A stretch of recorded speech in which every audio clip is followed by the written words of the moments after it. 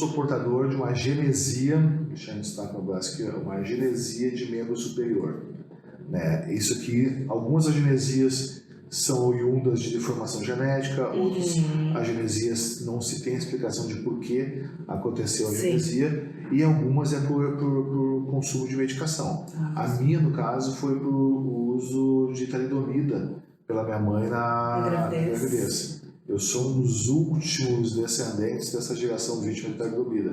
É um remédio para enjoo muito revolucionário na época, né? Lá no final da década de 60, início da década de 70, era muito revolucionário. Naquela época não tinha internet para estimular as informações rapidamente, então só se foi perceber que aquele medicamento causava uma contraindicação, né, de má formação dos fetos depois de muitos anos. Que loucura. E no interior do Rio Grande do Sul, na época, essa informação demorou mais a chegar. E minha mãe tomou. E a minha mãe tomou no início da gravidez algumas vezes o medicamento de talidomida. E eu tive vou te falar assim, a sorte de ter nascido com a deficiência somente no braço. Porque conforme a quantidade de injeção da medicação, essa deficiência poderia atingir os dois braços, as pernas, os órgãos internos. E no meu caso foi somente o braço. Quis Deus que fosse o suficiente só nesse braço para que eu pudesse ser o que eu sou. Talvez se fosse os dois braços, talvez eu não fosse o que eu sou hoje, né? Talvez fosse outra coisa, com certeza, né? Mas foi somente no braço. Então fechamos esse parente. Quando eu passei a ter crise de identidade, foi no primeiro momento que eu tive crise de identidade. Eu preciso te contar. Meu pai usava um exemplo bem legal comigo. Ele dizia assim: filho, todos nós somos iguais. Nós somos iguais. A questão é que nós somos iguais com características diferentes. Por exemplo, o pai é magro, a mãe é magra. A mãe tem o nariz bonitinho, já o pai tem o narigão. O pai é um ladrão de oxigênio. E assim como tu riu, eu ri também, eu achava engraçado. Porque vai no modo lúdico, né? E aquilo, tipo, cara, beleza, todo mundo é igual, eu também sou igual, meu braço é um pouco menor do que os outros, mas tudo certo. Mas lá na escola, lá na rua, não era essa percepção. Lá era o mãozinha. Só que o mãozinha era pejorativo. Mãozinha, o deficiente, como é que eles me chamavam? Né? Eu vou lembrar. Mas daí começou o bullying, né? Porque hoje a gente entende como bullying, não sei se... É bullying. Né? Só que naquela época a gente lidava diferente com bullying. Eu, durante muitos anos, eu sofri com bullying. Mas meu pai, na época, começou a agir diferente comigo. Eu me lembro quando eu tinha uns 10 anos, mais ou menos, e eu já estava revoltado, Aí me lembro que um dia eu cheguei em casa e eu e meu irmão já não tinha, nós dormíamos cada um numa cama, um do lado do outro. Quando eu cheguei em casa não tinha mais umas duas camas, tinha uma beliche no quarto. E aí foi o primeiro padrão de mudança de comportamento que o pai teve comigo. Quando o pai, depois falando com meu pai me contou: Daniel, de um dia eu percebi que eu não podia mais te criar como um filho, te protegendo. Eu tinha que te treinar para a vida. Porque ou eu te protegia... Você continuava na minha bolha de proteção, lá fora não ia ser assim. Ou eu te preparava para a vida. E para te preparar para a vida, eu tinha que mudar algumas coisas na forma como eu te criava. Ele tentou fazer isso me explicando para pedir perdão. E eu disse: não, pai. Mas quando ele contou isso para você, depois de mais velho? Não, depois de adulto. Depois de adulto, uma vez nós trocando uma ideia, e aí foi se justificar. Eu falei: não, pai. Justifica não, tu foi perfeito. Fez certinho.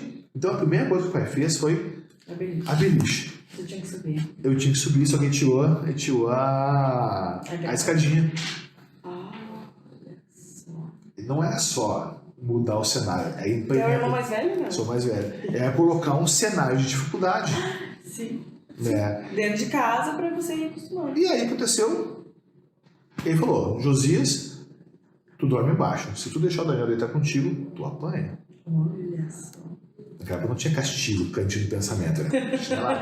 Nem a palavra bastava, né, gente? Eu costumo dizer, né, que a primeira tatuagem de muitos aí foi Havaianas. Eu costumo dizer que a palavra do meu pai não tinha curvas.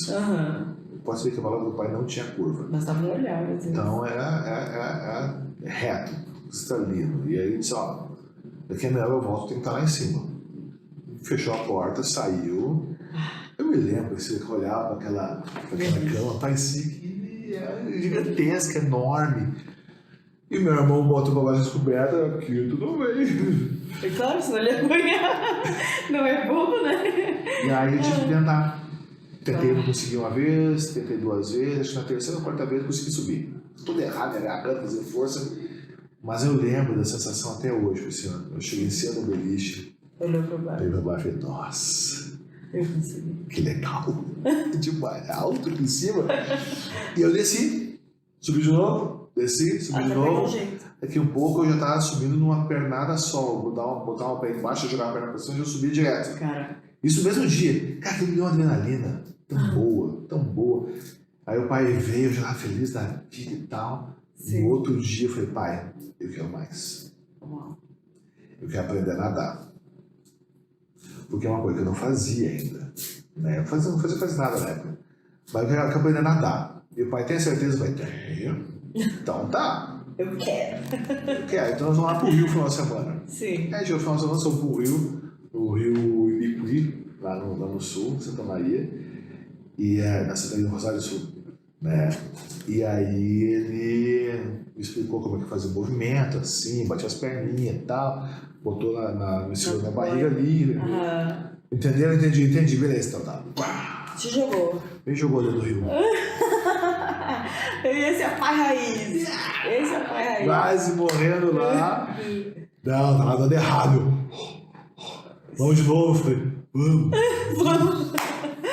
E aí? Na terceira vez eu saí nadando. Olha só. Mas sabe uma coisa interessante que eu vou te contar, Priscila?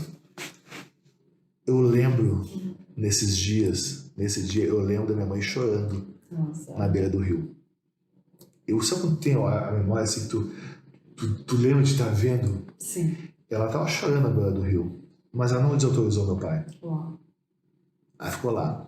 Porque o que ele estava fazendo parecia bruto, parecia fora do padrão, parecia do jeito mais difícil.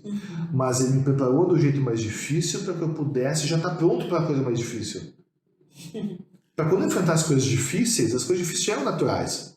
Eu já estava condicionado a lidar pelo mais difícil, então tudo que viesse que não fosse mais difícil, isso saía naturalmente. Eu lembro que a mãe não desautorizou o pai, por mais que ela estivesse sofrendo de ver o filho ser desafiado, o filho deficiente, o filho pobrezinho, coitadinho. Mas eles tinham fechado um acordo. Eles tinham um pacto entre eles. O Daniel precisa ser preparado para a vida. Deixa eu cuidar disso aqui. Então nós vamos tratar ele diferente. Né? E assim foi, Priscila. E aí eu me lembro que quando eu aprendi a nadar, foi uma experiência incrível. Foi, tipo, 10 anos ali, eu consigo. Aí vai, vamos pra praia. Não. Vamos pro clube? Não. Vamos treinar primeiro. Porque daí o meu pai ficou preocupado em como eu podia lidar com a rejeição. E esse é outro fator interessantíssimo na história. É de como que a gente prepara os filhos, ou prepara os amigos, ou prepara a família para como lidar com a rejeição. Tem 2 caminhos para lidar com a rejeição. Ou tu entender ela, ou tu evitar ela. E você escolheu? O pai escolheu de eu evitar a rejeição. O que o pai fez? Montou uma piscina em casa, uma piscina redonda, e todo dia eu tinha que nadar 45 minutos. Amarrava uma corda na minha cintura e eu ficava lá na escada. Todo dia. Até o dia que fosse bom. Agora tá liberado. Vamos pro clube, vamos pra praia, porque agora você vai nadar tão rápido ou quanto as crianças. E aí eu me lembro de uma outra história. Viu? Já vai vindo, né? Vai vindo um flow. Eu me lembro de quando eu fui no clube pela primeira vez, eu fui saltar do trampolim. Sim. Porque eu saltava de cima do muro da casa na piscina. Eu já era doidaço. Daí, vamos pro trampolim, e aí? E fomos pro trampolim. Eu me lembro quando eu cheguei, eu fui entrando no trampolim. O trampolim geralmente na parte mais funda da piscina do clube, né? Sim. Eu me lembro, Priscila, eu comecei a subir na rampa do trampolim, parecia que as pessoas estavam em slow motion do lado de fora, assim, ó. O que ele tá fazendo? Era mais ou menos isso. Tipo, o que ele vai fazer? Cadê o pai dessa criança? Cadê o pai dessa criança? Eu tenho certeza que eles pensaram, cadê o pai dessa criança? Olha lá. E eu subi lá no trampolim, tal. Pulei, mergulhei. Nadou. Nadei até o outro lado. Quando eu saí do outro lado, tinha umas 3, 4 crianças em volta lá. Nossa, que legal, tu pulou tão bonito. Queriam Já fazer. me cercaram Amizades. e já saí amigo de todo mundo. Eu sou desse jeito, né? A pessoa tá contando, eu quero adivinhar o que eu vou falar. Foi isso. E aí, Ele os não meus deixou passar pra amigos. rejeição. Show de bola. Por mais que ele já sabia sobre nadar, mas ele me treinou antes, me preparou antes, para que eu enfrentasse a rejeição, ou a possível rejeição, preparado.